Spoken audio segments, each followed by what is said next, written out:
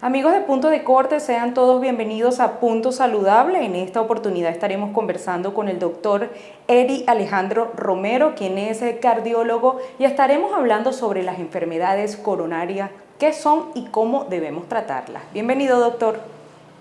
Gracias. Gracias por la invitación y bueno, esperemos que el espacio sea propicio para hablar, orientar y aclarar algunas dudas en relación a las enfermedades coronarias. Doctor, ¿qué son las enfermedades coronarias? Cuando hablamos de enfermedades coronarias nos referimos básicamente a las obstrucciones que se producen por depósito de grasa en las arterias coronarias, que son las arterias principales que nutren el músculo cardíaco. Generalmente son tres arterias principales, como son la arteria la coronaria izquierda, que nace de un tronco único y da una rama anterior que va hacia la cara anterior del corazón, es la más importante. Después de allí deriva también la arteria circunfleja, que nace del mismo tronco de la arteria descendente anterior. Y en tercer lugar tenemos a la arteria coronaria derecha, que nace de la aorta, de la misma raíz aórtica, pero que irriga o lleva sangre básicamente a lo que es la cara inferior y posterior del corazón. Entonces, cuando hay depósitos de grasa que se acumulan en los distintos sitios de estas arterias, hablamos de enfermedad coronaria, arterial coronaria, porque afecta básicamente a las arterias coronarias, que son las arterias del corazón. ¿Cuáles son las principales enfermedades coronarias? La principal enfermedad, la enfermedad coronaria es, para que se entienda de una mejor manera, como mencioné anteriormente, es producto de un proceso continuo de aterosclerosis. La aterosclerosis es un proceso que lleva años en formación, formándose grasa, depósitos de grasa en lo que es la capa íntima, porque las arterias en general, y básicamente las arterias coronarias tienen tres capas, una capa íntima, una capa muscular y una capa adventicia. Entonces, la capa íntima es la que está en relación directa con el lecho vascular, con la sangre. ¿Ok? Los depósitos de grasa se van acumulando debajo de esta lámina, debajo de esta capa, y con el tiempo estos depósitos van creciendo y van formando placas de ateroma. ¿Ok? Estas placas de ateromas en algún momento del pueden, pueden ser tan grandes que pueden obstruir el vaso, parcial o totalmente, o en algunos casos puede esto fracturar estas placas que se producen, y al fracturar las placas pueden generar un fenómeno de trombosis al resultado final es la obstrucción total o parcial del vaso, que lo que lleva es al infarto o la isquemia miocárdica, que se traduce en un infarto al miocardio. ¿Okay? Entonces, básicamente, cuando hablamos de enfermedad arterial coronaria, generalmente nos referimos a infarto. ¿Okay? Cuando se obstruye la arteria, el resultado final va a ser una obstrucción del vaso y por lo tanto una falta de irrigación al músculo, y eso va a conllevar a la aparición de un infarto. ¿Cuáles serían los síntomas principales, doctor? Sí, el espectro de los síntomas de lo que es la enfermedad arterial coronaria puede ir desde un periodo asintomático hasta, como te mencioné, pues la aparición de un infarto que ya tiene un síntoma florido. Es decir, él puede pasar de un paciente que no tiene ningún síntoma, aun cuando tenga obstrucción de las arterias coronarias, o puede pasar al síntoma de angina, que es lo que se conocía anteriormente como preinfarto. Ya ese término no existe, pero la angina no es más que la expresión de que hay una obstrucción parcial de la arteria, y esto se traduce en una falta de irrigación al músculo. Entonces, esa falta de irrigación al músculo, una vez que el paciente o la persona aumentar la demanda quiere decir que el corazón late más rápido, por lo tanto va a requerir de mayor flujo de sangre, al tener una obstrucción en las arterias, esto va a generar dolor y el dolor es una expresión pues, de esa obstrucción. Eso se conoce como angina. O como te dije, la expresión final, que es la obstrucción, digamos, significativa.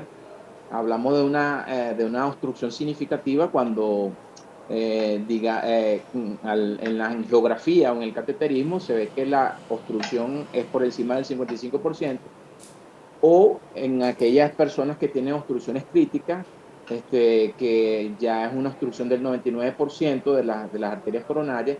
En estos pacientes puede existir ya las manifestaciones clínicas o la obstrucción total puede tener las manifestaciones clínicas de un infarto, que es el dolor torácico. Generalmente es dolor torácico, dolor opresivo, irradiado al cuello, a la mandíbula, al brazo izquierdo, incluso la región interescapular, que es la espalda. ¿Ok? Puede también tener otras manifestaciones atípicas como dolor en el epigastrio, que es la boca del estómago. Esas manifestaciones pueden ser expresadas por síncope también. La persona puede tener un desmayo y eso puede ser expresión también de un infarto. Es decir, que el síntoma es variable, pero el síntoma clásico es dolor en el pecho. Las edades más frecuentes en las que se presenta este tipo de enfermedades, doctor, ¿cuáles serían?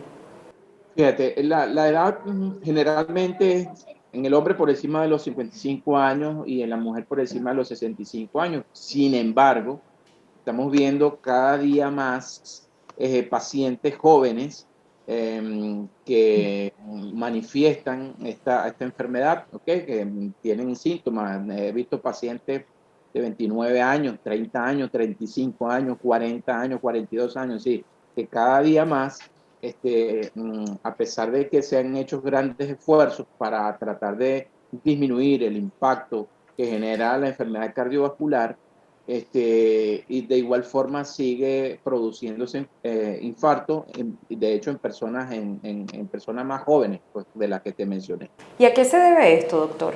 Fíjate, esa pregunta es interesante porque la enfermedad cardiovascular, y cuando hablamos de la enfermedad coronaria, tiene factores de riesgo, que son algunos factores de riesgo son modificables y otros que no son modificables. En los países desarrollados, pues se ha, digamos que, planteado que el desarrollo lleva consigo un aumento en el consumo de las comidas, de los alimentos refinados, de los azúcares, un aumento del hábito tabáquico, el sedentarismo. Y esto conlleva a la aparición de otras enfermedades que también tienen relación con la enfermedad aterosclerótica, como es la diabetes, como la enfermedad renal.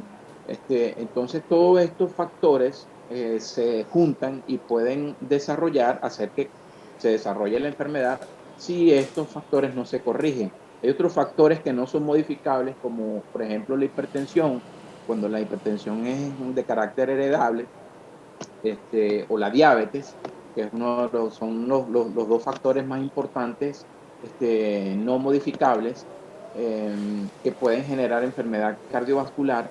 Cuando estas enfermedades están presentes, pues también es importante tratarlas y evitar que desarrollen finalmente estas complicaciones cardiovasculares que ya te he mencionado ya. Doctor, ¿y de qué forma podemos prevenir este tipo de enfermedades? Fíjate, la tendencia es a llevar una vida sana. Cuando hablamos de una vida sana, nos referimos a una alimentación balanceada, sana, cero, que no contenga grasas, azúcares refinados, que sea una alimentación saludable, en base a frutas, vegetales, proteínas que no tengan alto contenido de grasa saturada, polisaturada. este, mm, Algunos hábitos como el cigarrillo, el cese del cigarrillo, algunos hábitos, por ejemplo, como El tema del sedentarismo, se recomienda que las personas deban realizar actividad física al menos 30 minutos diarios, por lo menos 5 días a la semana. Eso, digamos que en forma general, digamos, cambia de forma significativa el pronóstico y, digamos, disminuye un poco las probabilidades de que el paciente desarrolle enfermedad cardiovascular. Es decir, que la alimentación juega un papel fundamental para la prevención de este tipo de enfermedades. Fundamental, fundamental, fundamental. De hecho, como te comenté anteriormente, la alimentación, cuando no hay un control sobre la alimentación saludable, pues esta alimentación puede conducir a trastornos de los lípidos, como un aumento del colesterol, y el colesterol a su vez puede producir, como te dije, la aterosclerosis, o puede producir alteraciones del azúcar, de la glicemia, llevando al paciente a desarrollar diabetes, y la diabetes está estrechamente relacionada con la enfermedad arterial coronaria, porque es una enfermedad que tiene alta carga oxidativa sobre el endotelio vascular y sobre los vasos sanguíneos en general. Pero en este caso también pues de las arterias coronarias, como ya hablamos. De manera que la alimentación es fundamental para evitar o al menos retrasar, porque hay algunas condiciones también, por ejemplo, los pacientes que tienen condiciones hereditarias, este, como te dije, son factores que no se pueden eliminar, pero se pueden controlar con el hábito, ¿ok? Con la alimentación, con el ejercicio, con la eliminación de algunos hábitos. Eso puede frenar la aparición de enfermedad cardiovascular. ¿Y por medio de cuáles exámenes podríamos realizar el diagnóstico de este tipo de enfermedades, doctor? Y fíjate, lo primero es una evaluación clínica exhaustiva, un interrogatorio. Yo creo que aporta muchísima información al respecto, porque como ya te mencioné, existen antecedentes o factores que son hereditarios, y eso es de vital importancia también dentro de lo que es el conocimiento del paciente y su riesgo para desarrollar enfermedad cardiovascular. El interrogatorio, el examen físico es importante cuando cuando el paciente va a la consulta, examinarlo, cómo tiene su presión arterial, cómo está el tema de la obesidad, del sobrepeso, si hay obesidad abdominal o no. ¿Ok? Eso es lo más básico. Si vamos a lo más, digamos, un poco más complejo, podemos basarnos en estudios, por ejemplo, como el electrocardiograma, el ecocardiograma o la prueba de esfuerzo, que es una de las pruebas más, digamos, más sensible en este caso, ¿no? Porque nos permite evaluar funcionalmente al paciente y determinar si el paciente, porque como te dije, hay un porcentaje de pacientes que tienen enfermedad coronaria pero que no tienen síntomas. Entonces, estos pacientes en el consultorio, a través de una prueba de esfuerzo, podemos nosotros determinar si induciendo con la actividad física, haciendo ejercicio dentro de la prueba de esfuerzo, se puede inducir algún síntoma que esté relacionado con la enfermedad coronaria. Generalmente este síntoma es dolor en el pecho, como ya te mencioné, o bien hacen algunos cambios en el electrocardiograma durante la prueba cuando se está examinando el paciente en esa evaluación. ¿El paciente debería de acudir por primera vez al cardiólogo a qué edad, doctor? Fíjate, esta edad se está bajando cada vez más, ¿ok? Anteriormente decíamos que a partir de los 55 años en el hombre, a partir de los 60 en la mujer. Ya hoy por hoy se sabe que una persona eh, por encima de 40 años debe acudir al cardiólogo, y si esta persona tiene factores de riesgo adicionales, bien sea familiares, adquiridos como ya te lo mencioné, o factores generales, factores cardiovasculares, estos pacientes deberían acudir antes. Sí, a los 35 años debería ya estar acudiendo al cardiólogo para una evaluación y un chequeo general, pues, de estos pacientes. Entonces, el tratamiento varía dependiendo de la patología que tenga el paciente. Sí, generalmente el tratamiento va también dependiendo de la magnitud y de la severidad de la enfermedad arterial coronaria.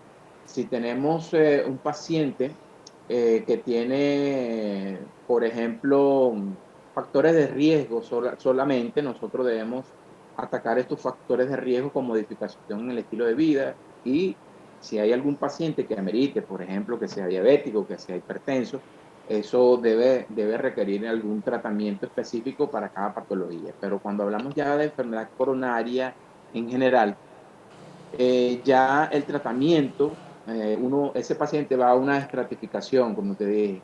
Si es un paciente que determinamos que durante las pruebas no invasivas, como por ejemplo la prueba de esfuerzo, determinamos que el paciente tiene enfermedad coronaria, este paciente debería ir a un cateterismo, un cateterismo cardíaco, donde se va primero a verificar que el paciente realmente tenga enfermedad coronaria y cuál es su severidad, ¿ok? Cuál es la magnitud del problema, si es una arteria que está obstruida, si son dos, si son las tres arterias, ¿ok?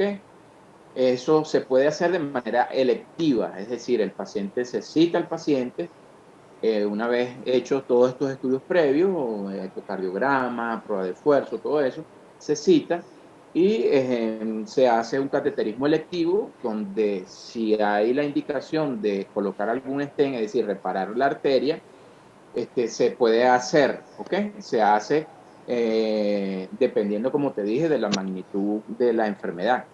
Si tiene obstruida una arteria, si tiene dos, si tiene las tres arterias, ¿ok? Dependiendo de eso. O la otra condición es que sea bajo el contexto de una emergencia, es decir, el paciente puede desarrollar un infarto, se puede romper la placa, se puede generar un coágulo en esa placa que tranca o cierra abruptamente la arteria y esto pues es una emergencia médica porque estamos bajo el contexto de un infarto agudo del miocardio. En ese caso, el paciente tiene un tiempo estimado de alrededor de unos 120 minutos para llegar a un centro hospitalario donde puedan realizar un cateterismo de emergencia para destapar de manera aguda esa arteria y restaurar el flujo sanguíneo y evitar daños colaterales, ¿ok? Los daños colaterales, porque cuando hablamos de infarto, o sea, la gente se queda solamente en el concepto de infarto, pero el infarto constituye después del infarto pueden ocurrir muchas cosas más, o sea, desde el shock, el paciente puede hacer un cuadro de insuficiencia cardíaca, o el paciente desarrolla arritmia, o el paciente puede incluso llegar a la muerte, ¿entiendes? Entonces, eso constituye una verdadera emergencia que hay que resolver de forma inmediata. Eso, el cateterismo, junto con un conjunto de terapias farmacológicas que se aplican en el momento también de la presencia del infarto. Es decir, que luego de un infarto el paciente debe asumir unos cuidados especiales para tratar el post de este infarto. Sí, sí, absolutamente. El paciente debe acudir, pues como te dije, de manera inmediata. Si es un infarto, se hace el diagnóstico. Tiene una ventana de tiempo que es una ventana corta, 120 minutos. Por 120 minutos el paciente debe acudir. Una vez al centro hospitalario, una vez que se logra restablecer a través del cateterismo, se logra restablecer el flujo sanguíneo, este paciente debe quedar hospitalizado bajo el cuidado médico y dependiendo de la evolución, el paciente es dado de alta. Generalmente el alta puede ir desde los 7 días hasta los 31 días hospitalizado, dependiendo de la evolución. Pudiera ser antes también, dependiendo de la evolución del paciente. ¿Okay? Doctor, se nos acabó el tiempo, lamentablemente. Muchísimas gracias por aceptar nuestra invitación. Quisiera conocer si tiene algunas redes sociales para los pacientes que estén interesados en contactarlo. Sí, bueno, mis redes sociales en Instagram @eriromerón, por Twitter igual @eriromerón, RI con I latina, y Romerón termina en M, @eriromerón. Mi teléfono de contacto 0414-878-2092. De esta manera nosotros culminamos nuestro punto saludable de esta semana. Recuerde que su salud también es importante. Yo soy Patricia Bolívar y nos vemos en una próxima entrega de Punto Saludable.